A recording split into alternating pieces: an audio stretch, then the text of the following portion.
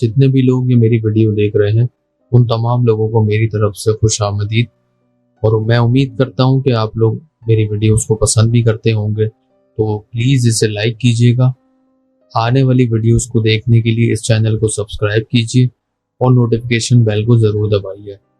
अब चलते हैं कहानी की तरफ। भूतों का एक गांव। हिमालय की बर्फपूश पहाड़ों के दामन में एक पुराना गांव वाक़ था। लोग इसे चोर गांव कहते थे। कभी ये गांव जिंदगी से भरपूर था। खेत लहलहाते थे, बच्चे गलियों में खेलते थे और रातों को चूल्हों से धुआं उठता नजर आता था। लेकिन अब वो गांव वीरान था। सूखे कुएं, टूटे मकान और सुनसान गलियां। कोई इंसान वहां रहने की जरूरत नहीं करता था, क्योंकि कहा जाता था वहां वो लोग बसते हैं जो जिंदा नहीं रहे। ये सब एक हादसे के बाद शुरू हुआ। कई बरसों पहले एक काफिला रात को इस गांव के करीब रुका। उनके साथ एक बुजुर्ग फकीर भी था।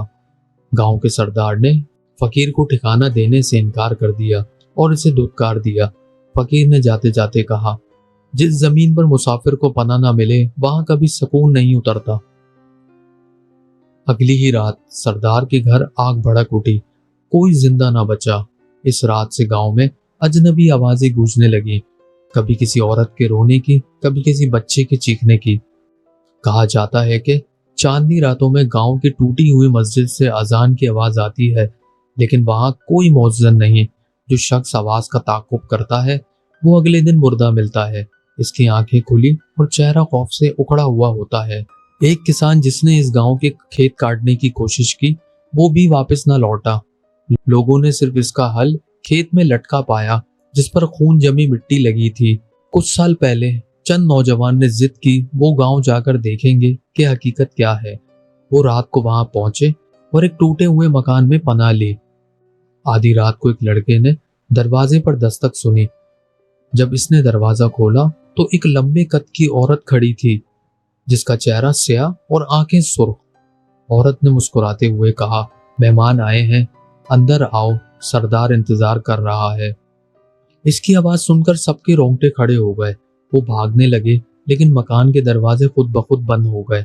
सुबह जब लोग गांव के करीब पहुंचे तो वहां सिर्फ एक नौजवान बेहोश मिला, बाकी सब गायब थे। आज तक इनका कोई सुराग नहीं मिला। अब वो गांव सिर्फ कहानियों में जिंदा है। कोई वहां रात गुजारने की हिम्मत नहीं करता। बुजुर्ग कहते हैं, जिस दिन कोई भी फिर से इस जमीन पर आबाद होने की कोशिश करेगा, वो नहूसत पूरे इलाके में फैल जाएगी। गांव के इर्द गिर्द आने वाली शिकारी पार्टी आज भी बयान करते हैं कि अंधेरी रातों में किसी जलती हुई मशल की रोशनी खेतों के बीच जलती हुई नजर आती है, जैसे कोई काफिला आज भी अपनी मंजिल ढूंढ रहा हो, लेकिन करीब जाने पर वहां कुछ भी नहीं होता। काली कच्ची का गांव। सहराई इलाके में बीचों बीच एक पुराना गांव था, जिसे लोग काली कच्ची के नाम से जानते थे। इसी गांव के बारे में कहा जाता था कि वहां रात को चिराग नहीं जलते, क्योंकि जो भी रोशनी जलाता है वो रोशनी चंद लम्हों में खुद ब खुद बुझ जाती है। पुरानी दास्तानों के मुताबिक ये गांव एक वक्त में खुशहाल था। लोग खेती बाड़ी करते और शाम को चौपाल में ढोलक की आवाजें गूंजती थी। लेकिन एक साल कहत पड़ा, लोग भूख से मरने लगे। गांव के कुछ बासियों ने करीबी बस्तियों पर धावा बोलकर अनाज लूटना शुरू किया। इसी दौरान एक रात काफिले की औरतें और बच्चे भी अगवा कर लिए गए। कहा जाता है कि काफिले में एक शख्स ने मरते दम बद्दुआ दी, ये जमीन कभी सुकून ना देखे, यहाँ कभी जिंदगी वापस ना आए। अगले ही दिन पूरे गांव में एक अजीब आफत टूटी। कुछ लोग अचानक बीमार होकर मर गए, कुछ जंगल में भटक कर वापस ना लौटे, और जो बचे वो पागल हो गए। गांव देखते ही देखते सुनसान हो गया। वक्त गुजरता गया। गांव के बारे में अफवाहें फैलती रहीं। लोग कहते थे कि रात को वहां चमकती आंखों वाले साए घूमते हैं। कभी कोई औरत सफेद कपड़ों में खेत के बीच खड़ी दिखाई देती है और हाथ हिलाकर किसी को करीब बुलाती है। जो भी इसके पास जाता है वो वापस नहीं आता। सुबह सिर्फ इसके कदमों के निशान रेत पर रह जाते हैं, जो अचानक किसी गड्ढे में खत्म हो जाते हैं। चंद साल पहले करीबी शहर के कुछ तालिब इल्मों ने जिद की कि वो काली कच्ची गांव में जाकर उस हकीकत को मालूम करेंगे जिसके बारे में यहाँ पे अफवाहें फैली हैं। वो रात को वहां गए और पुराने कुएं के पास खैमा लगाया। शुरू में सब कुछ सही था, लेकिन आधी रात को एक लड़की की चीख सुनाई दी। उसके बाद सब टॉर्च लेकर भागे तो देखा कि उनके साथियों में से एक कुएं के किनारे खड़ा था। इसकी आंखें खाली, जैसे वो जिंदा ना हो। जब उन्होंने इसे पीछे खींचने की कोशिश की तो अचानक कुएं से लंबे हाथ निकले और उसे अंधेरे में खींच कर ले गए। बाकी तालिब इल्म जान बचाकर भागे, लेकिन बाद में सबने कहा कि कुएं से औरतों और बच्चों के रोने की आवाजें आ रही थीं। आज भी काली कच्ची के गांव में कोई रात नहीं गुजारता। मकामी लोग दूर से गुजरते हुए अपना मुंह ढांप लेते हैं और तेज कदमों से निकल जाते हैं।